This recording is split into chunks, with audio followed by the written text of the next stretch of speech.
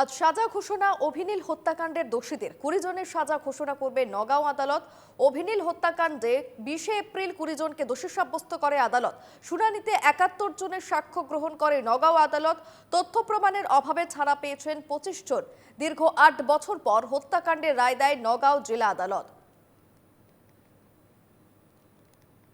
2018 সালের 8ই জুন কার্বি আংলংয়ে নৃশংসভাবে খুন হন দুই বন্ধু অভি এবং নীল এবং ছেলে ধরা সন্দেহে পিটিয়ে খুন করা হয়েছিল তাদের। আজ সাজা ঘোষণা নীল হত্যাকাণ্ডের দোষীদের। 20 জনের সাজা ঘোষণা করবে নগাঁও আদালত। তথ্য প্রমাণের অভাবে ছাড়া পেয়েছেন 25 জন। ছেলে ধরা সন্দেহে পিটিয়ে খুন করা হয়েছিল নীলকে।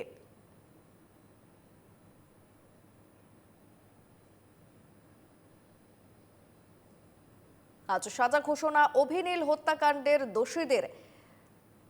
নীল হত্যাকাণ্ডে 20 এপ্রিল 20 জনকে সাজা ঘোষণা দোষী সাব্যস্ত করা হয়েছিল। শুনানিতে 71 জনের সাক্ষ্য গ্রহণ করে আদালত।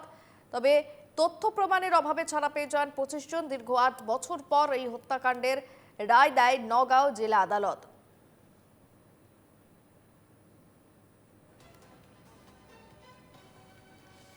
আজ নীল হত্যাকাণ্ডের দোষীদের সাজা ঘোষণা হতে চলেছে। 20 জনের সাজা ঘোষণা করবে নগাঁও আদালত।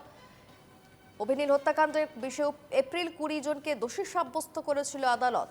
71 জনের সাক্ষ্য গ্রহণ করে নগাঁও আদালত। তথ্য প্রমাণের অভাবে ছাড়া পেয়েছেন 25 জন। দীর্ঘ 8 বছর পর হত্যাকাণ্ডের রায় দেয় নগাঁও জেলা আদালত। 2018 সালের 8ই জুন কার্বি আংলংয়ে নৃশংসভাবে খুন হন দুই বন্ধু অভি এবং নীল। ছেলে ধরা সন্দেহে পিটিয়ে খুন করা হয়েছিল নীলোৎপল দাস এবং অভিজিৎ নাথকে। আজ সাজা ঘোষণা হতে চলেছে সেই হত্যাকাণ্ডের দোষীদের।